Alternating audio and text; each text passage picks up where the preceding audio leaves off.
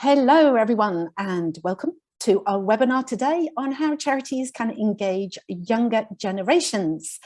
I'm your host, Liz Carter from Charity Digital, and joining me as our presenter is my colleague, Ashley Fontaine, Marketing Program Manager. In a few minutes, Ashley will be explaining how charities can listen more effectively to the younger generation, to these young voices that are hungry for change, and how you can take on board younger trustees, engage with them through the best platforms, and lots more.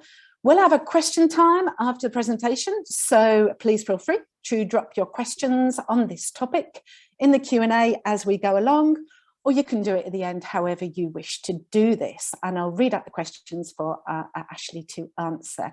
You can also vote for a question that you like, that is relevant to you, with a thumbs up. We've got closed captions that are available, and you can turn these on by clicking on the CC closed caption button to show the subtitles.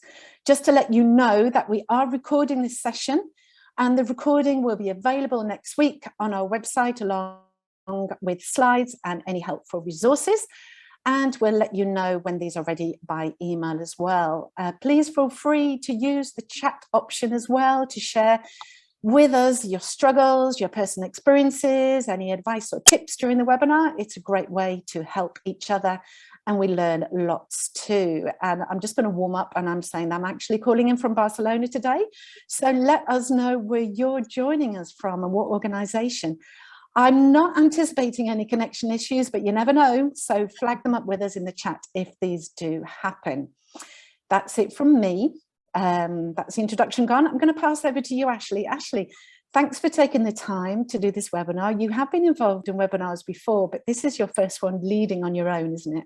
It is. Thank you, Liz. No, appreciate the warm introduction. Yeah, no, definitely looking forward to this, and I know I have a lot of information and knowledge to share. So yeah, really excited to get started. Great. Well, you're absolutely going to smash it. So what I'm going to do is pop my camera off, and then I will pop it back on for the Q&A at the end there. Thanks, Liz. Amazing. So let's get into it. Let's give kind of a bit of a walkthrough, an overview of the agenda today. So if we just flip to the next slide, you will see kind of what we will be walking through and talking about how to engage young generations. So yes, the first thing we'll be walking through is a bit of background about me, why I'm hosting today. Also looking at the current state of the nation. So looking at it from the perspective of the UK youth community, and then we will dig right into the charity guide to youth engagement. So we have put together 8 steps for success. So yes, we will flick over to the next slide where we'll discuss a little bit more about why I'm hosting today. So why me? Yeah, a little bit about myself. So one thing, I am a young person, so I am definitely kind of the right person to speak about this today. So apart from that, I've been working within engagement strategy at Charity Digital for about 5 months now, but my connection with charities goes back a fair few years. I've always been a frequent user of charity services, especially those that raise awareness of and support mental health youth causes. And last year in particular, I became a trustee for an early intervention mental health charity in the UK, of which I am the youngest on the board. All this essentially leads me to say that today's topic is one that I can certainly share some knowledge on and hopefully inspire you all. But enough about me, let's dive into the topic. So yes, the current state of the nation. So first things first, it's important for us to reflect on the current state of the UK in relation to the young community. If you've spoken to any young person or come across news concerning them over the last few years, you will hear about the huge global challenges that are impacting them. So young people across the UK have faced economic crisis with the Great Recession and consequent years of instability, the worst public health crisis in a century, diverse social issues, and a raging climate crisis. There has been a lot. Young people have watched all of this unfold in real time, and as a result have an awareness unknown to previous generations. So it is then no surprise that we have seen the rise of youth voice, young people taking a stand for social issues, lobbying for change for the causes that many charities support today. In fact, according to a recent report from the not-for-profit Synergy, there's been a drastic increase in the number of people under 30 volunteering, with many young people desperate to make change and motivated by the pandemic. So yes, younger generations are eager to engage with charities, but charities do not always do the best job of engaging with young people, and this is typically down to a general lack of awareness. But as we'll explore today, there are many ways charities can improve. Charities can develop a better understanding of the younger generations, reach out to them on their own terms, and create opportunities that will appeal to them. So yes, let's get into the charity guide to youth engagement, and we'll start with step one. So step one is to think about generational differences. Now, moving on a bit more kind of in depth to that, to better understand younger generations, charities need to essentially understand the different types of young generations. So the broad classifications of young generations are as follows, though please bear in mind that different publications often include slightly different dates, but they are generally the same as this. So first up, you've got millennials, so born between 1981 to 1996, and millennials currently are about 41 to 26 years old at the moment.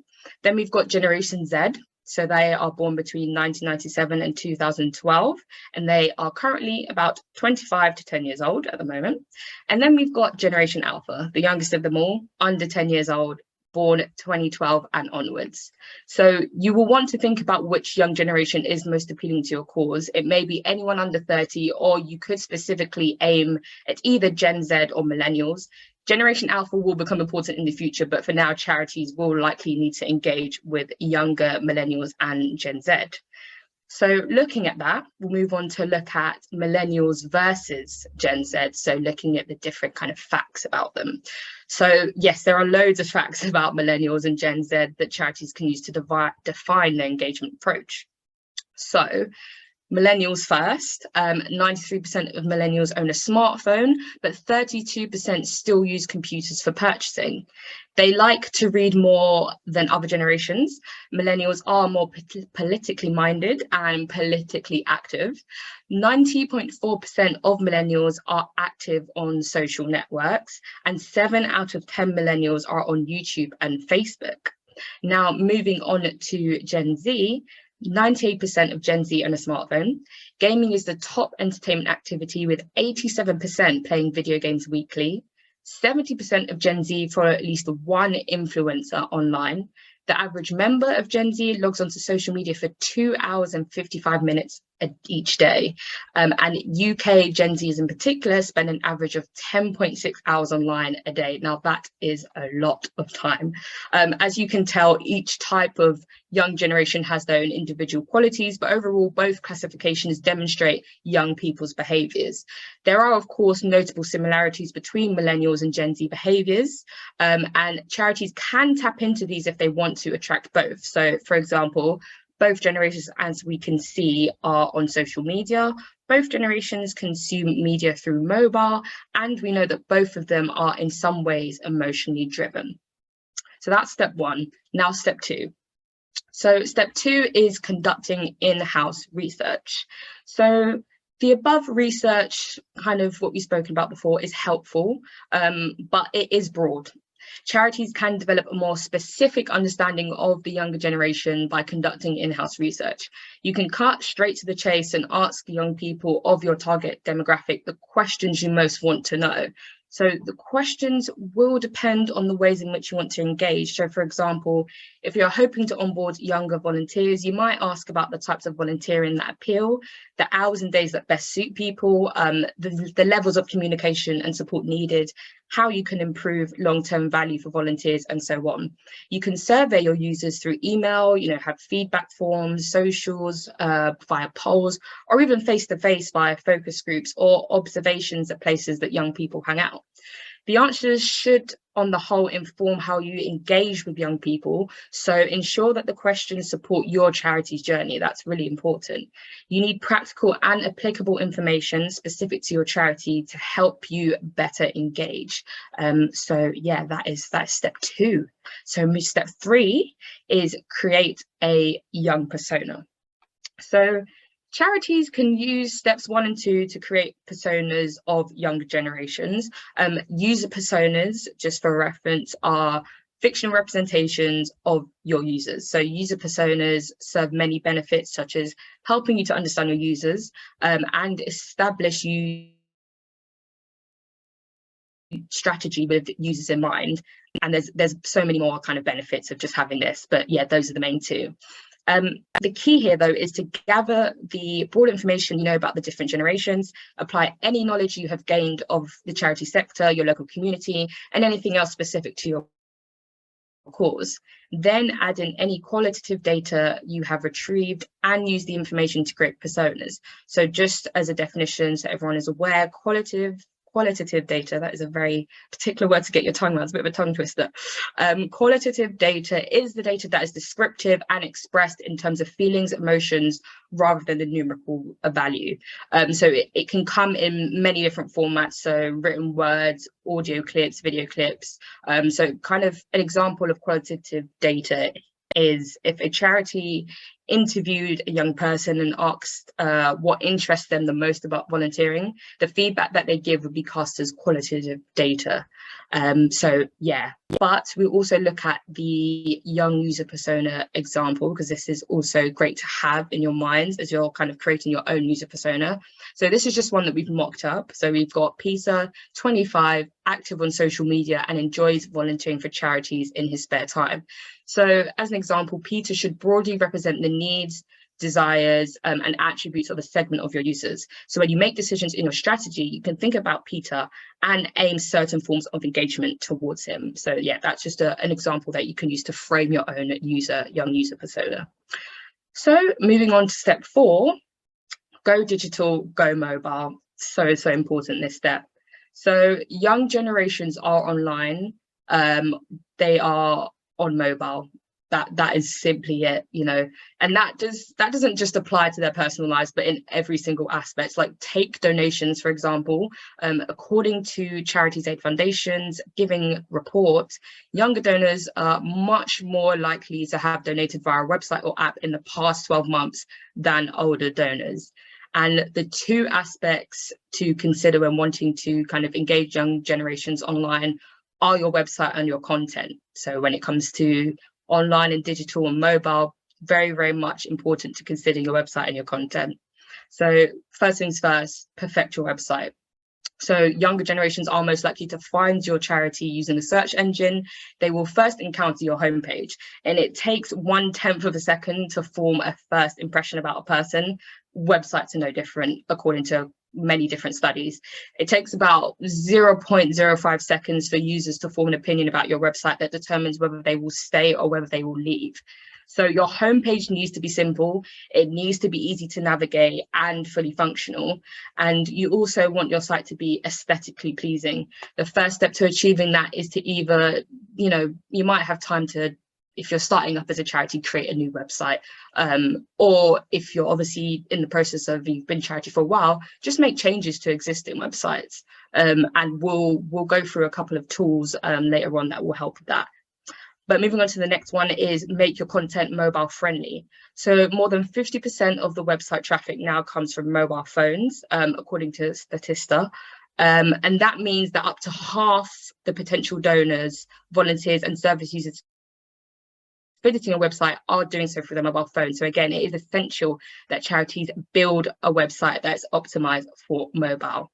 And moving on to step 5 now. This is social media. So it's about using social media, but it's about using social media the right way. So Gen Z spend an average of 5 hours per day on social media, but there are some platforms that they favor more than others, naturally. These include TikTok, TikTok, YouTube, Instagram, and Snapchat. So for instance, in relation to Gen Z and their usage of these platforms, Gen Z make up 60% of TikTok's user base, 62% of Gen Z check Instagram daily, and 60% visit YouTube daily. 90% of Gen Z have used Snapchat. So those are just a great amount of stats that you can just kind of reflect on and just see how much they favor these platforms so much. So these stats, of course, indicate that young people are on socials. However, it is important to note that they are not always, as we can tell, on the socials conventionally preferred by the charity sector. So that's like Twitter and LinkedIn and Facebook, for instance. In fact, in the case of Gen Z, the use of Facebook declines year on year. So again, something to keep in mind. So to say all of this means that charities may need to pivot their social media strategies a little bit to better engage the younger generations, whilst also consider what best fits for their brand, mission and goals. So don't just think younger generations kind of forget your brand, mission and goals. The two need to be considered at the same time. It's really important because you don't want to kind of lose track of, you know, your aims as a charity. So anyway, for example, if you have mastered the art of recording short videos, then you might want to try out TikTok, YouTube, and Snapchat. If you have skills for imagery and want to reach younger generations, maybe you should consider Instagram and Pinterest. I mean, those are just kind of examples and ways that you can kind of consider all these in relation to younger generations. But another important point to make as well, if we switch over to the next slide, is thinking about the rules of the platforms you choose. So you need to familiarize yourself with these rules, simply to allow you to understand the platform and how it works. But more importantly, you need to work out the unwritten rules and trends. And that means thinking about some or perhaps all of the questions on the screen, especially within the context of younger generations. So for instance, if you are aiming to attract Gen Z, maybe add some imagery and video to whatever platform you use. Or if you're aiming to attract millennials, perhaps add a sound element, experiment with your assumptions about the platforms and adjust depending on the results. Let the response inform your decision making. Step 6. Now, this one is about paying attention to youth consumption trends. So as you may already know, younger generations do not simply consume written content. They are tech savvy. They are open to engaging with different platforms. Charities who wish to engage with younger generations need to think about the medium along with the message. And it's very important, again, to consider those two things. There's a lot of combination thinking and collaboration with these kind of approaches. So written content is always a safe bet. It allows you to accurately convey your message, but you can supplement written content with other forms. So you could run educational webinars, giving younger generations insight into your cause and teaching them about a particular subject or skill. However, a better choice might be a podcast. This is due to the fact that research shows that 62% of young consumers, so between the ages of 13 to 39, listen to podcasts, with many tuning in whilst doing other tasks such as working or studying. So that's just one medium that you might want to consider. Another medium that you might want to consider is video. So young people, younger generations love video. According to reports, for example, Gen Z consumes more video content than any other generations. Short form content has proved particularly popular, as evidenced by studies and the rise of TikTok and other social trends. And one more thing as well to really just reflect upon with this is to kind of have some general content rules to aim at younger generations. So that would be kind of main top tip for this. So to give a few examples, you could develop a house style that considers preferences of younger generations, such as shorter and more digestible content, shorter titles, so on. You can also increase the use of imagery, video, and other forms of visual media, especially if trying to attract younger generations and particularly millennials and Gen Z. And you can also use keyword research to find out what younger generations are searching for. You know, tailor the content to meet their needs and ensure the content is SEO sufficient. So, step 7, consider young trustees. So as I said at the beginning, I can speak to this a lot. So personally, I said I've been a young trustee now for might be nearing on a year then. Yeah, it's nearing on a year at the end of this year, which is amazing. And it's been great to be a young trustee working with a charity from the ground up and having the opportunity to be able to voice my opinions and voice my lived experience as a young person, particularly as I'm with a mental health charity. I can provide my own lived experience of mental health from a young person's perspective. And it's so helpful when we're creating like our strategies and when we're thinking about our mission. Great news is for us, we are literally just on the way to actually being an actual charity from the Charity Commission. So that's great news that we just had this week. So yeah, it's just amazing to, again, just be a part of a charity from the ground up, see how it grows and just really inform it. But on the whole, according to Young Trustees Movement, less than 3% of charity trustees are under 30. It is a point that has been noticed across the sector, with the Charity Commission encouraging charities to onboard young trustees. So charities have a lot to gain by onboarding young trustees. I'm not even sure people realise sometimes that, sometimes people might see younger people as inexperienced because of age, but that is solely not true. We bring a lot, and core benefits include diverse perspectives, which allow charities to better navigate risks and uncertainty. Young people are often better positioned to future-proof decision-making, so kind of providing that renewed energy for problem solving. The young have an entirely unique knowledge base based on their lived experience, as I can speak to.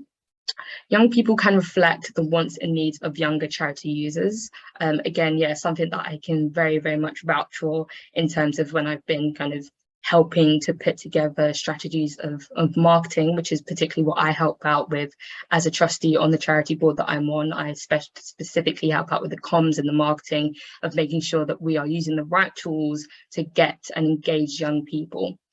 Young generations can bring different ideas and innovations, and young people can help to increase a charity's networking opportunities through their proficiency with modern communications media.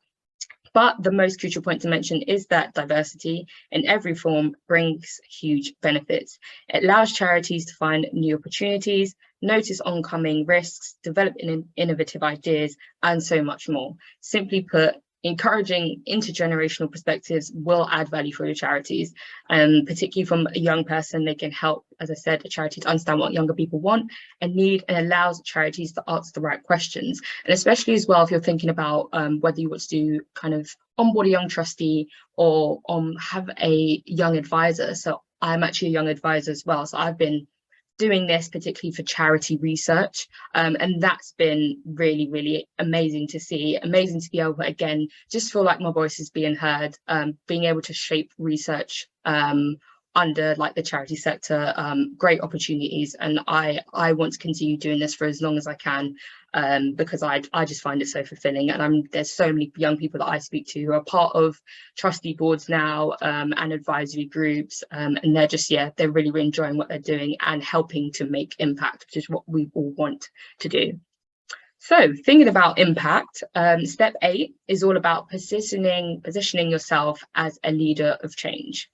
So returning to the point made at the start, young generations want authenticity from charities. They want honesty, and they want to get involved with charities that have a significant impact. Charities can demonstrate these qualities by doing the following, and these are just a couple of examples. So you can use your finances to convey overall impact, demonstrating where money was spent and why. Focus on the human element. So that means elevating, centering your service users, showing how the service you provide has improved individual lives. And lastly as well, structure an impact report. That will include a mission statement and an executive summary, which would quickly and effectively highlight some of the greatest impact you've provided. All in all, your charity must remain honest, open, and transparent, always giving a fair and accurate reflection of your work.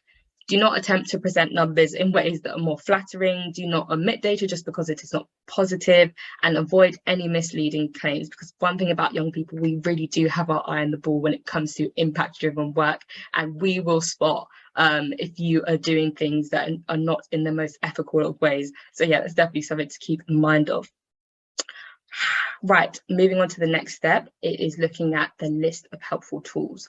So as I said at the beginning, these are a range of tools that really will help you. So you've got website building platforms, you've got WordPress.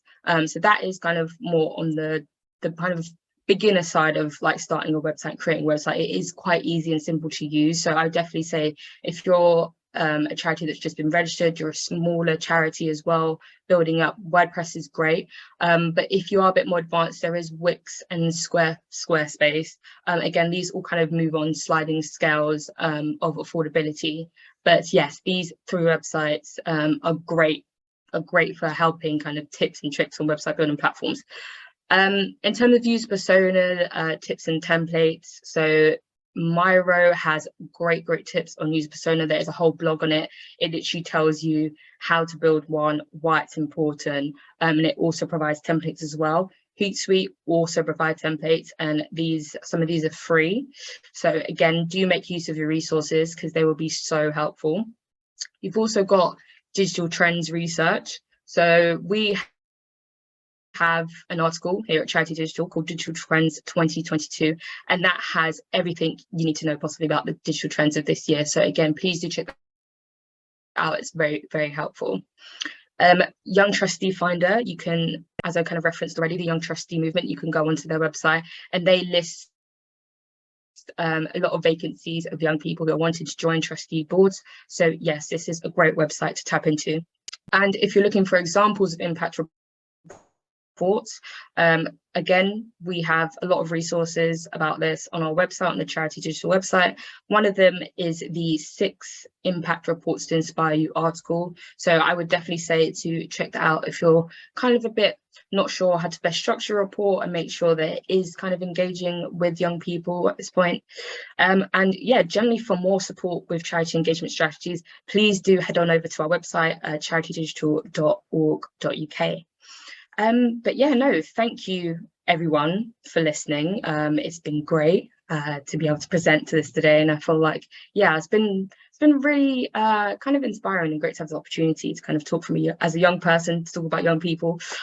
So yeah, no, definitely thanks everyone for tuning in. But yeah, we have great amount of time for questions, so I can see there's quite a few in the Q&A box. So yes, please let's dig into those and see if I can help.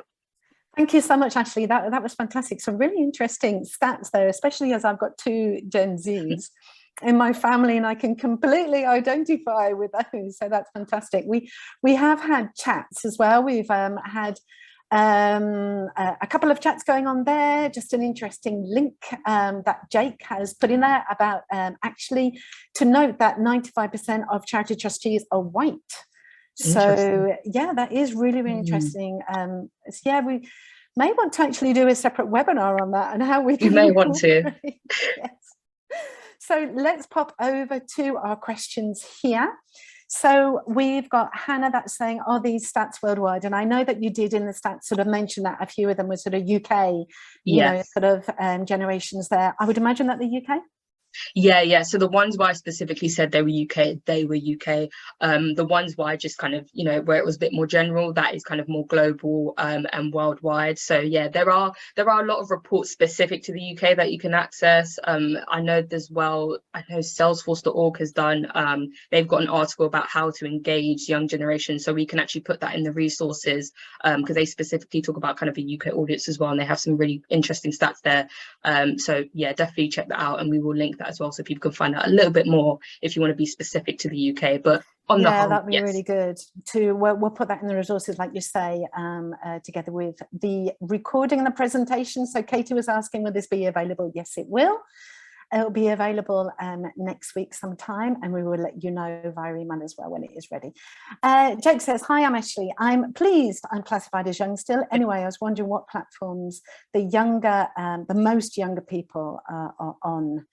So you did give Yes. lots of resources and stats on that there. Yeah, definitely.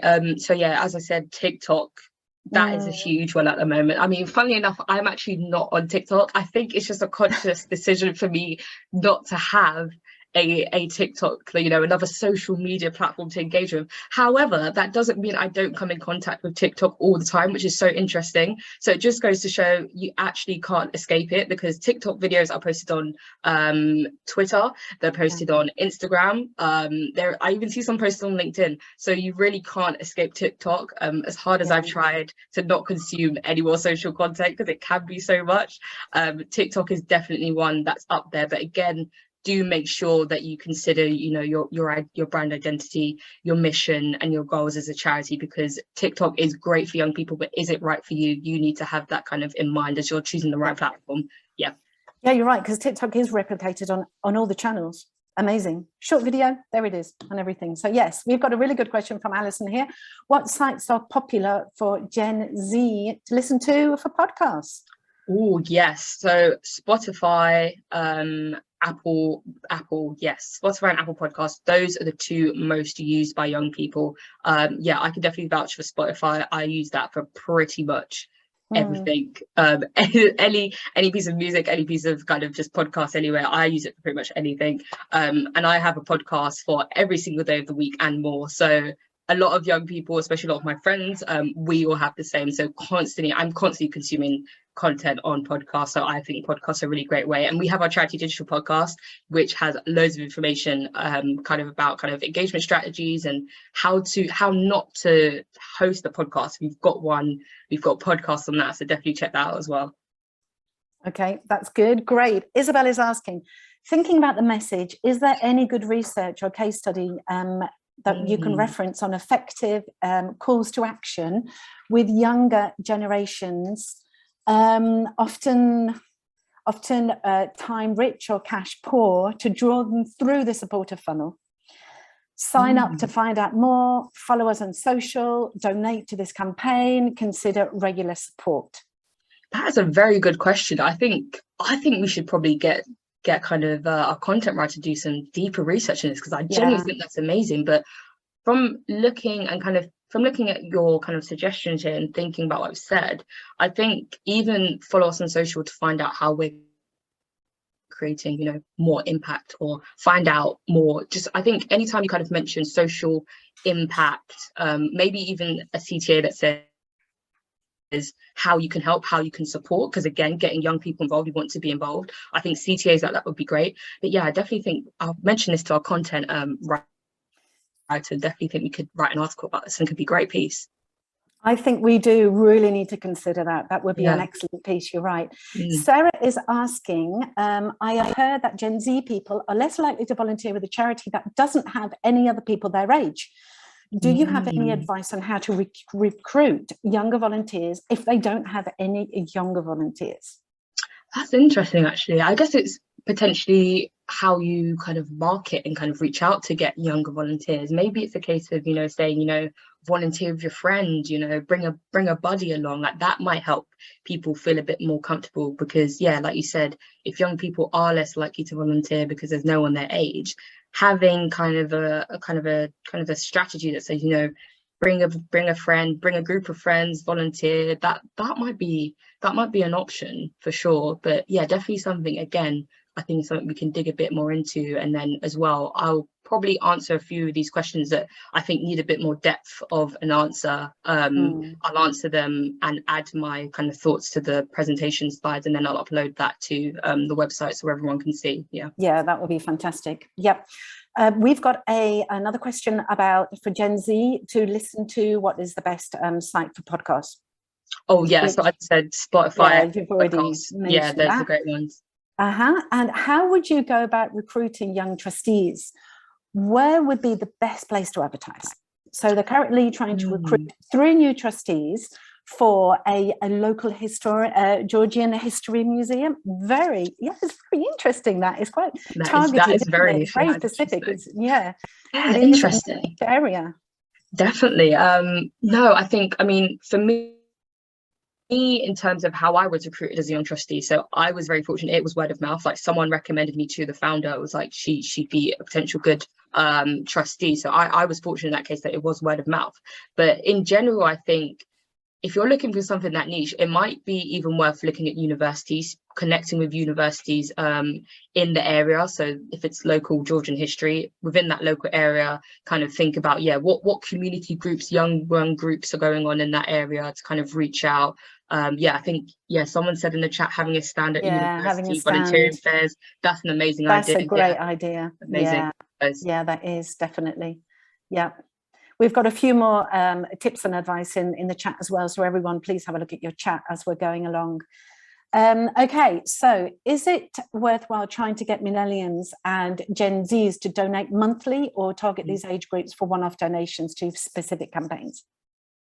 Oh, yeah, that's a good question. I think you want to kind of build a relationship. So I would say, if you can, it's quite hard because we are in a cost of living crisis. We know that.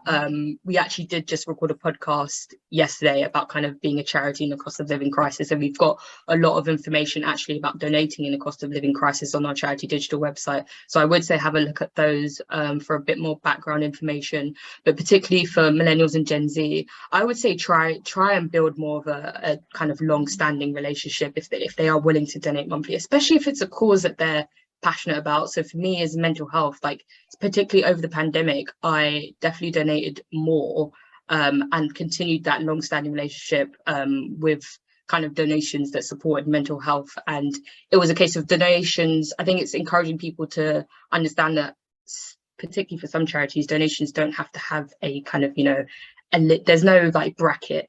So it's like, there's no, you have to donate an X amount. Like, you donate what you feel is comfortable, and that's a great amount for us. So obviously it really depends on how you are as a charity and how you run with your donations.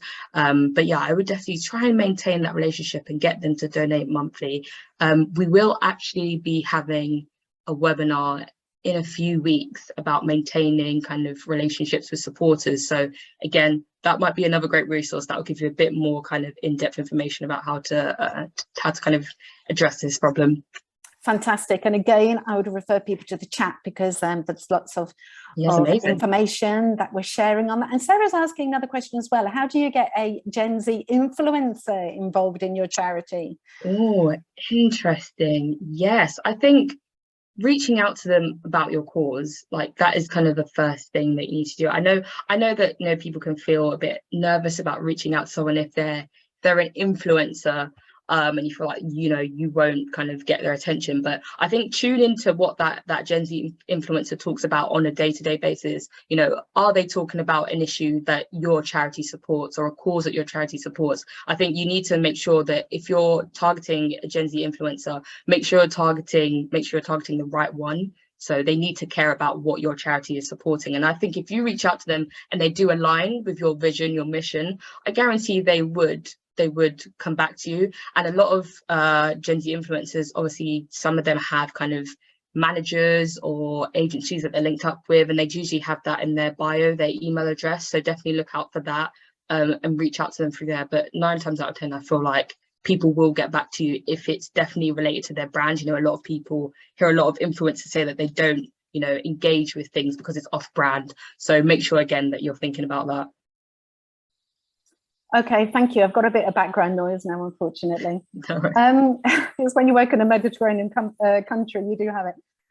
Ellie is saying, I work on a project trying to engage 13 to 17-year-olds. We have greatly struggled to get them motivated to want to volunteer. What is stopping them, do you think? That's an interesting question. I think I know this sounds like a crazy, ridiculous kind of thought, but my first thing is, have you asked them why? Like, have you done some research? Like, go out and speak to 13 to 17-year-olds and get them to kind of speak to you more about what's kind of might be putting them off. That like I said, in-house research, that step 2, so important, because without that, you're not really going to understand what you need to do to attract them. So definitely, if you can arrange a focus group, if you can kind of conduct interviews, I know as well, putting out polls on socials, that would be such a great way to kind of find out what's really kind of putting them off, and how we can do better to keep them motivated to volunteering, I think.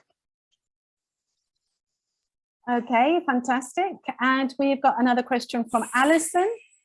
Would you do a session on charities engaging through TikTok for those charities with limited knowledge, or to do so? Oh, I mean, have to speak to the content team. We could definitely raise it. Yeah, I think I feel like we probably do have some articles, again, based on, I don't know if we have anything particularly on TikTok, but I know we've got stuff that would be relevant as a whole in terms of video content, short form video content. So that might be something to look at. But yeah, I'll raise it to the content team and we'll see what they say. And hopefully, fingers crossed, we'll get a yes, and they'll be able to do a session about it. Yeah, for sure. Okay, thank you very much. Sorry, Roberta, if I said the wrong comment about a Mediterranean country. Yeah. We've got drilling outside, so unfortunately it is not common, I can say, for this street that we are on. Okay, let's go to Amy there. Any tips on how to make charity TikToks? Oh, yes, I do. As I said, I do not have the TikTok platform, but I do still engage with them on different other platforms. So yeah, for us, I can speak about from kind of my experience on the trustee board, and yeah, the way we kind of approach TikToks is definitely, you have to think about your content strategy and your social media strategy for the year anyway. So think about things in advance, like what messages do you want to put across? Yeah, what would help you, kind of depending on what your goal is with TikTok, what would help you achieve that goal through the TikTok videos. So I know a lot of people with TikToks, they will kind of use TikTok to address kind of an issue. So let's just say a charity may want to address kind of, mental health awareness. So with the charity that I'm on a trustee board with, yeah, we kind of use the kind of idea of saying that you're not alone, and we put like different kind of graphics and sound music to it, and there's so many different elements that make up TikTok. So there's a load of ways that you can make it your own. But first off, definitely think about your goals, what you want to get out of the TikTok, and definitely think about, again, like the kind of cool kind of sounds you can put it to, any music tracks and graphics you can include. Yeah, those are really, really helpful. Editing is going to be your best friend, particularly with TikTok. So yeah, definitely get some editing skills. Is perfect. Okay, that's great. Actually, my girls have fantastic editing skills. I don't know where they get it from. Yes. Ashley, Katie's asking for your email address. She would love to get in contact. So if you could share that would be fantastic. Definitely. I will put that in. I'll put that in the chat, and I'll also potentially put it in the email that will get sent out. So if anyone does want to reach out to me, I'm there. I'm also on LinkedIn. If you type in Ashley Fontaine, you can more than happy to follow me on LinkedIn, and I'll follow you right back, and we can have a chat on that. Yeah, thank you, Casey. Perfect. The questions are still coming in. We've got one from Hannah. Would young people consider the skills and experience they could get from volunteering as a more important reason for volunteering than the work a charity does? Or do the aims of the charity still factor into deciding to volunteer? Good question. Yeah, that is a good question. I know someone kind of did ask about, getting more younger people with a project that they have, 13 to 17-year-olds, getting them more involved. So I think it's a case of considering both. I think it obviously does depend on the demographic of young generation you're kind of targeting. So whether it's, your Gen Z or your millennials, are all kind of, they have similar but also different, unique kind of behaviors and needs. So yeah, definitely consider those things. I think both things need to be considered. I personally think that the aims of a charity still do factor into it, because if it's a cause that we see as authentic, that it's really making an impact, again, like I said, demonstrate your impact, I think that's important, and it will help and encourage people. But yeah, skills and experience is always a great thing. I think especially nowadays, job market uncertainty, everyone wants to get experience. Yeah, volunteering is a great way to do that. Okay, thank you. Olivia is asking, we have recently launched an app to aid our charity mission. Where is best to advertise it? Oh, I'm not completely sure about that one, actually. Where is best? Oh, I mean, usual social media platforms for sure, definitely. Like, I'm not sure what your social media platforms are, but definitely use those to advertise the app. So again, if you're particularly talking about younger generations, kind of getting them to engage with it, definitely put it on the ones that I mentioned. So that was particularly ones that are more like image based. So like your Instagram, your TikTok, those ones are great for that. I think TikTok, if you did a good TikTok on kind of what your app is about, your charity mission, I'm sure it will get loads and loads of engagement. I know the views kind of for TikTok can go really sky high, really crazy in a short amount of time. So yeah, TikTok is a good bet. Okay, great. Actually, in the chat, they've said that Citizens Advice are using TikTok as well. So that's interesting, Amazing. isn't it? Yeah, Roberta is saying, how would you best support health and well-being of young people you work with? Yes, that is important. So I know particularly with when you're onboarding young trustees, it's important to think about their health and well-being, their safeguarding. There's so many things to consider. Yeah, I would definitely do a bit more research into that one, because again, it really does depend kind of on what you're doing around that umbrella, like what's the reason behind kind of supporting their health and well-being. Depends what kind of charity you are.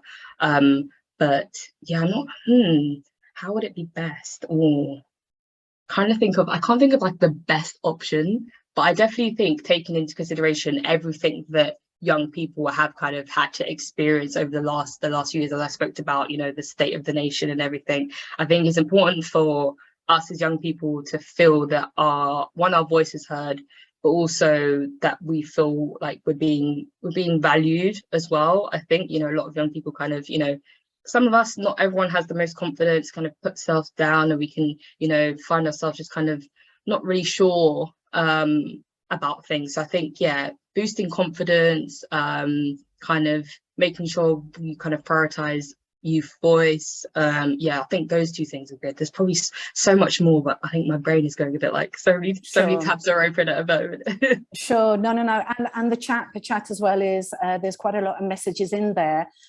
So what I think we need to do as well, we need to sort of pull off those tips and advice, and maybe we can put it in the helpful resources as well that people are sharing. So anyone that listens to the recording afterwards sort of won't be missing out on those as well.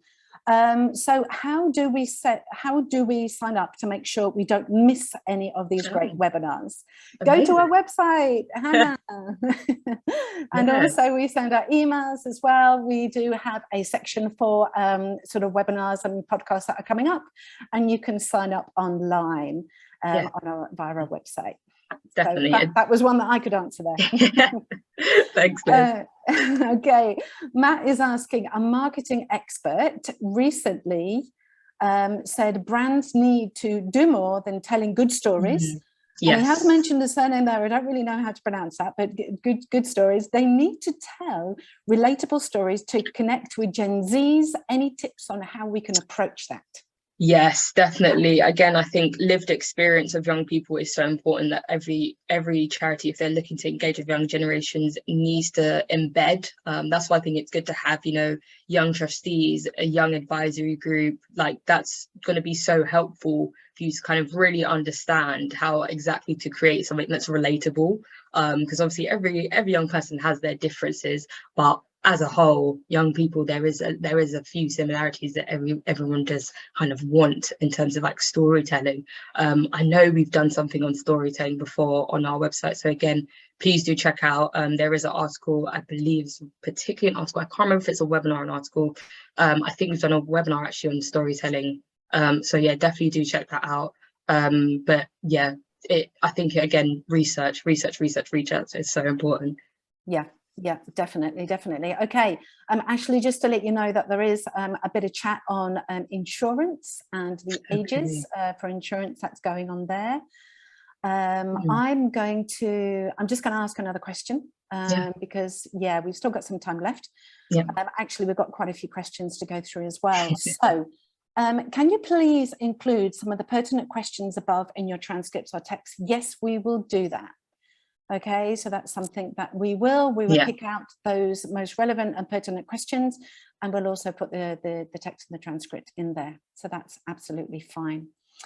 Roberta is asking, what would you suggest in terms of keeping young people involved in between meetings if they meet regularly as a group?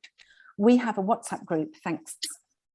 Yeah, Question. I would say if you can arrange some in-person meetups, do some activities like when I did I'm part of a young advisory group for like charity research, as I said, and we have a WhatsApp group chat, but we also arrange kind of at certain times of the year, kind of quarterly, we have kind of massive group meetings where we do some exercises relating to the research. We do some fun stuff. Like, it's that engagement. I know it's that content interaction that you kind of want to keep and make sure that things are going, as smooth as possible, keeping everyone in communication. So definitely try a range of different avenues, get some kind of, get some in-person meetups going. I mean, whilst we can do them, let's still do them. I think that's important. Yeah, there's actually a question from Judith that has been placed in the chat. I'm just going to ask this now, Ashley. Yeah, how can we get pictures of young people and young pictures of colour? Most of our events have old people and old white people attending. Yeah, I mean, I'm trying to think what we use. I know we use Adobe. Adobe is pretty good if you want to get images of a range of people from different cultures. Adobe, yeah, I think Adobe is good. Again, I'm not completely sure. I think you can get some free photos from Adobe. I know there are kind of subscription kind of licenses of Adobe. I think I'm not sure, Liz, do we have anything kind of discounts on Adobe? I would sort of welcome people to chat on that. Yeah. And just let us know what you're using. And yeah, we've got Canva. Yes, Canva. That is what I definitely should have mentioned. I used Canva to create this presentation. Definitely Canva. Okay, people are saying. Yeah, just go ahead and tell us what you're using. That would be good to actually see what everyone else is doing there. Matt is saying, and we've got a link there also to lots of diverse photos. We'll put that in the resources at the end. Matt is saying, if we don't have a podcast yet, is it too late to start one? No, never too late to start a podcast. Definitely not. I know I think people do get a bit worried because there are so many podcasts out there, and some people do say that the market is oversaturated, but there's always going to be someone who's going to find what you're saying interesting. I personally think there's something for everyone, which is why we have so many different podcasts. So definitely don't feel like you can't start one. It's never too late. I'm pretty sure we'll be listening to podcasts in years and years to come. So yeah, definitely. Again, information on our website about how to start a podcast on Charity Digital's website, so definitely check that out. Yep, definitely check that out. Okay, Ellie, another quick question if we have time. Yes, we do. We still have 9 minutes, so that's fine. We have offered money, so £10 to £50 on different surveys and quizzes for young people ages 13 to 17, and we have sent to schools. Okay, people signed up for the services already, well over 100, but we have maybe 1 to 2 replies. Oh yeah, difficult one. What do you think people want? Isn't that tough? Yeah, I know. You would think that having that money incentive would make people sign up straight away, but I think it might come down to how you're actually advertising it. Like, I think something that I'm not sure I touched on too much in the webinar, but when you're thinking about content in general, kind of engaging your generations, think about the language. That's really, really important. I mean, I was working with my advisory group and putting together a poster for young people, engaging them, and we spoke about the images and the words young people use and making sure that things are easy to understand, particularly 13 to 17, not using too complicated language. So the way you've marketed and advertised this, I'd probably go back to that, think about it a bit more.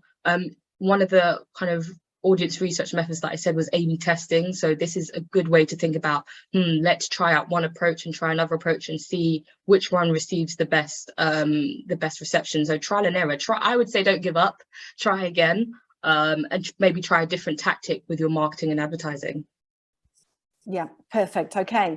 Matt is saying we're saturated with information. How do we navigate that landscape so that we stand out in the midst of the noise? Oh, yes, that is very interesting. I think it's always kind of thinking about your perspective. So with Charity Digital, we always, with our kind of articles, we put our thoughts into it, and I think that's important. That's what people want to know. It's that authenticity that I think a lot of younger people do warm up to, and I think that will help you stand out. What are your particular ideas on this? Like, there's going to be so much research, like you said, and information about this one thing, but what are your thoughts on it? What's your stance on it? I think those are things important to consider: your identity and your particular mission and goals. Yeah, indeed. Yeah, fantastic. Okay, Sharon is saying, with the limited resources small charities have, what is your advice regarding the best social media policy with the least time? Ooh, yes, that is a good one. I think this could be a really lengthy answer, and I don't want to kind of we don't have that much time. I don't want to go over time too much. But definitely, like I said, we've got a great amount of resources on the charity digital website. We've got how to put together a social media strategy, how to put together, and that includes policy. Because yeah, that particular question, particularly on policy, I'm not completely sure about how to best answer it in a short space of time. I don't want to run over. So yeah, again, definitely to check out our website, and we will put together a bank of more helpful resources up on the website landing page for this webinar. So yeah, please do, over the next coming days, please do check that out. Yeah. Okay, fantastic. Matt, how do we work out how much to spend on ads when budget is limited, and yet to get the reach that we need? Yeah, we do have this is another webinar in itself, isn't it? Ads. I think so. Yeah, I mean, we do have our growth marketing executive.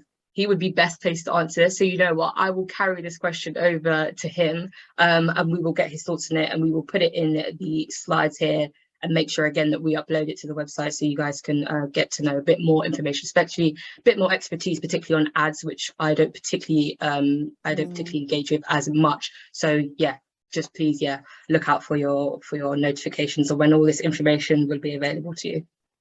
Okay, that's it with the questions. Ashley, you've done it in record time. You've just missed those, and thank you. That's amazing. Thank you so much for presenting this webinar. It has been so interesting, inspiring, challenging for most as well. Just to wrap up and to let everyone know that in 2 weeks we've got another webinar, how to build meaningful supporter relationships with data. And we also have a Q&A focus group on how Charity Digital can make your email marketing easier and affordable using the powerful .digital platform. That's in September. Yeah. So if that interests you, sign up, go to our website to do that. A massive thank you, Ashley. It has been so enjoyable, honestly. Right. Loads of stats. Thank you to our audience for joining us. Thank you for bearing with me. With it, I'm going to open the window now because I'm actually wilting. So yeah, I'll open it back up again. And we will see you all again soon. Thank you for joining us. And thanks all. For more webinars and podcasts. So it's bye for now from Ashley and myself. Bye guys. Thank you.